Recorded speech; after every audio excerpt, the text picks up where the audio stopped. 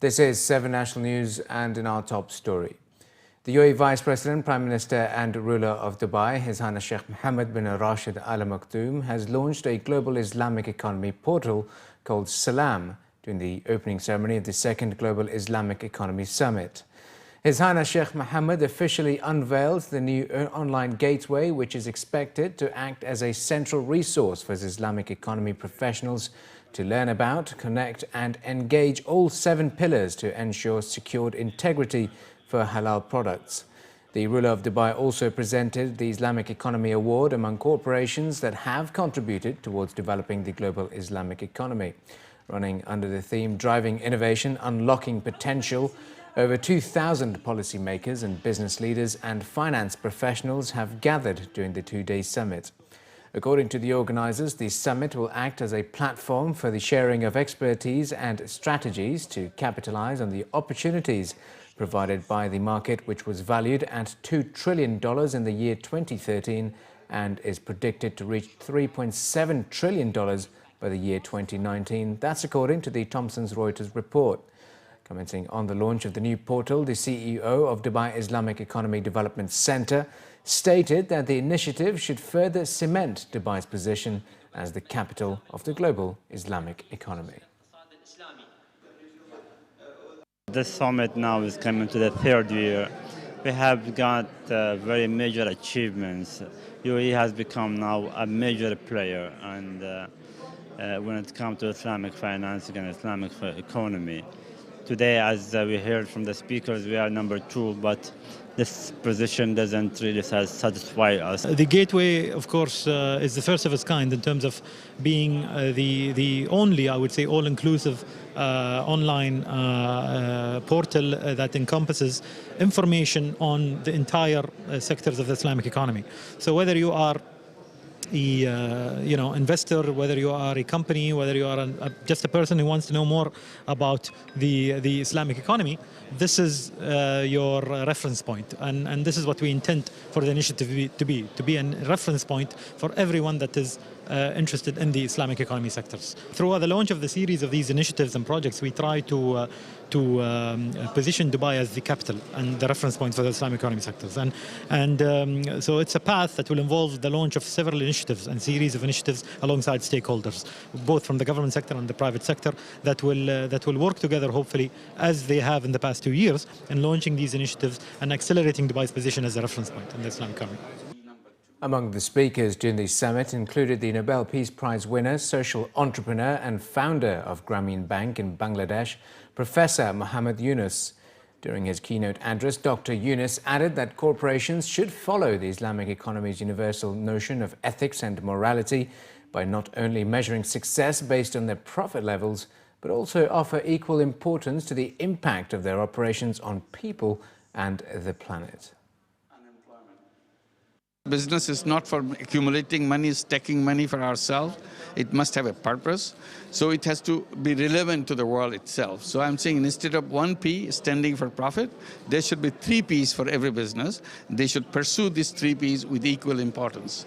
Number 1 P is people. Number 2 is planet. And number 3 is profit.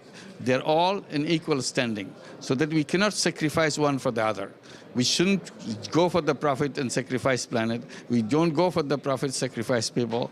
We emphasize on people, we emphasize on planet, and then we see how much profit after we have satisfied the first 2 P. I don't think today you can have a faith-based economy separate, isolated in a silo.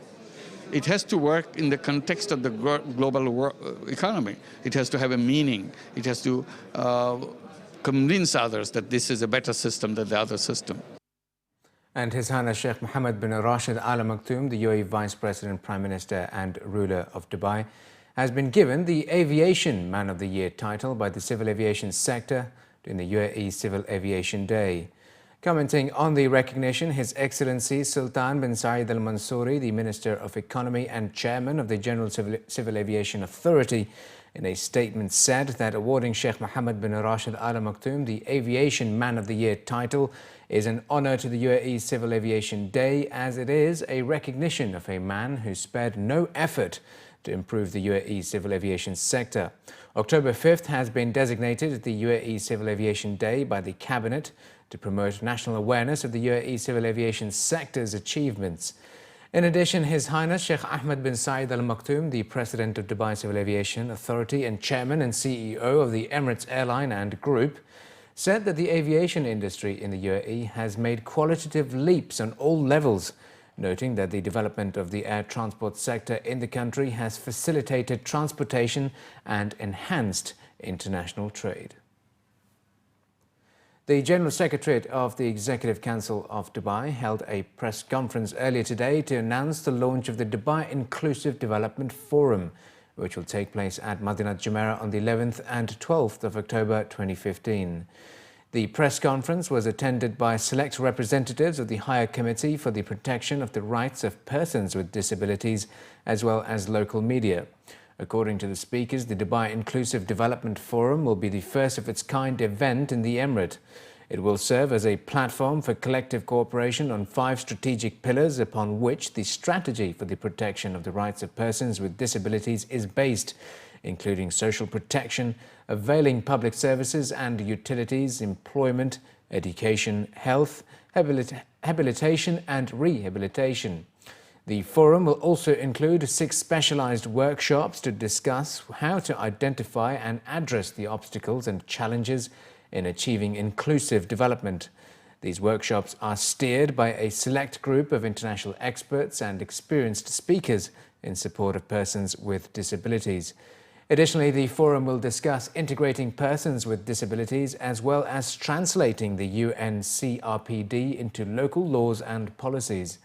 His Excellency Khalid Al-Kamda, the Director General of the Community Development Authority and member of the Higher Committee for the Protection of the Rights of Persons with Disabilities, said during his speech that one of the main goals is eliminating all forms of discrimination or abuse and eventually turning Dubai into a disability-friendly city that ensures proper nurturing, justice and equal opportunities to all, including persons with disabilities. We are aiming by 2020 for Dubai to be the most accessible city.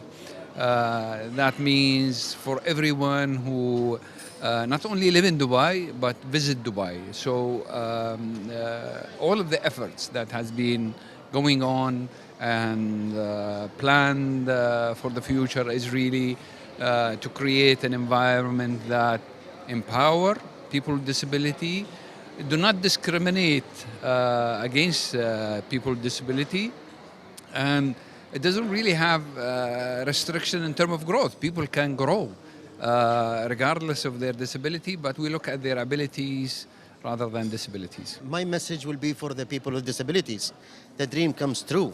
Now, for you and your families, the initiatives is being launched by His Highness Sheikh Hamdan bin Muhammad bin Rashid Al Maktoum, the Crown Prince of Dubai.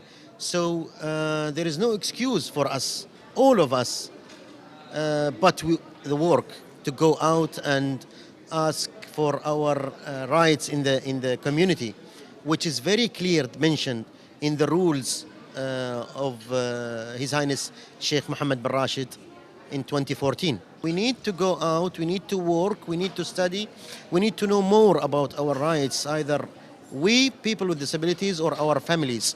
The other message is for the whole community, that we are here. Hello, we are with you. We are together. So if you want to go to watch a match, I want to go with you. If you want to go to theater, I want to go with you. If you want to go to school, I want to go with you. So make sure that the environment is accessible for you and for me. It is a right. So everyone has this right to live an equal life with others. So we will use the media. I think the media will play a big role in this.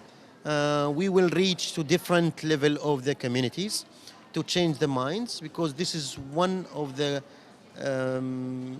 biggest challenge that we face. The other things is we can change it. It's no problems. Changing the buildings, changing the rules, changing the constitution. It's not. It's just a paper work, and we can do it. But changing people's mind will need time. And I think we are in the right track. Research released today by global insurer Zurich and roadsafetyuae.com has shed light on some of the leading causes of speeding in the UAE. According to respondents to a YouGov survey, the top 3 reasons UAE motorists speed are because they are running late at 67%, for fun or to impress others at 53%, and out of habit at 45%. Next on the list is knowledge of speed camera locations, 39%, followed by the belief that the roads are designed for speed at 27%, a desire to test a car's abilities at 22%, and justification that speeding is more culturally accepted in the UAE than back home at 21%.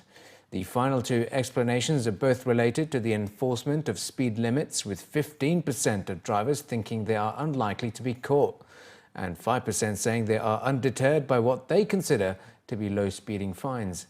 Encouragingly, 82% of UAE drivers claim not to have driven faster than the official maximum enforced speed limits of 140 kilometers an hour.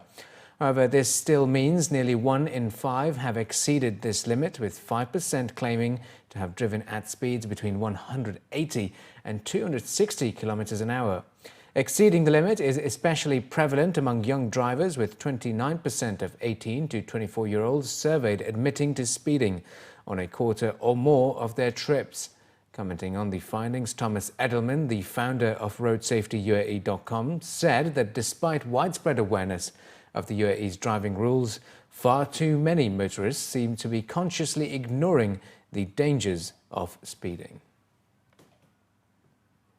In an attempt to tackle the congestion in metro carriages and stations during peak hours, the Roads and Transport Authority held its second Government Innovation Lab session to work on ideas to solve the issue. According to figures from the Transport Agency, the metro's red and green lines carried more than 88 million riders in the first half of this year.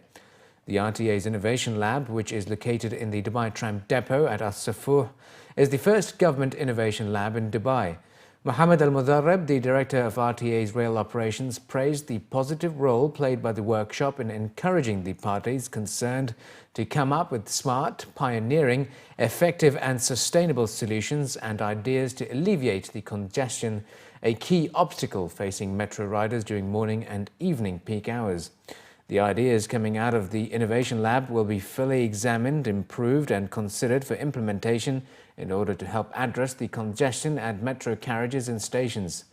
The lab was attended by over 50 participants, including RTA staff members, university students, metro riders and strategic partners such as the Dubai Police and the metro's operator, Serco. And finally in the bulletin, Dubai's long-awaited birds and pet market is now open, and by the end of this month, some 80 shops are expected to open in Dubai's first dedicated market for birds, cats, dogs, fish, snakes and other reptiles. The market will only offer animals screened for health and that are suitable as pets under local and international rules. According to reports, Dubai municipality officials were quoted as saying that half of the shops are run by Emirati pet owners who were selected after background checks on their experience and passion of handling pets, including house visits. The market will also serve as a legal and regulated channel for animal lovers to engage in the trade of pets. Officials added that the market, its services, specifications, rules and pets are all compliant under the Convention of International Trade in Endangered Species of Wild Fauna and Flora. Dangerous or exotic animals not suitable as pets will not be sold at the market, and all animals will have to have the relevant certificates from port authorities, health and environment ministries and Dubai municipality. The market, located in Al Warsan 3, close to the Emirates Road, also boasts a pet hotel, vet clinic, pet auction hall, quarantine area, food court and shops for pet food, medicine and accessories.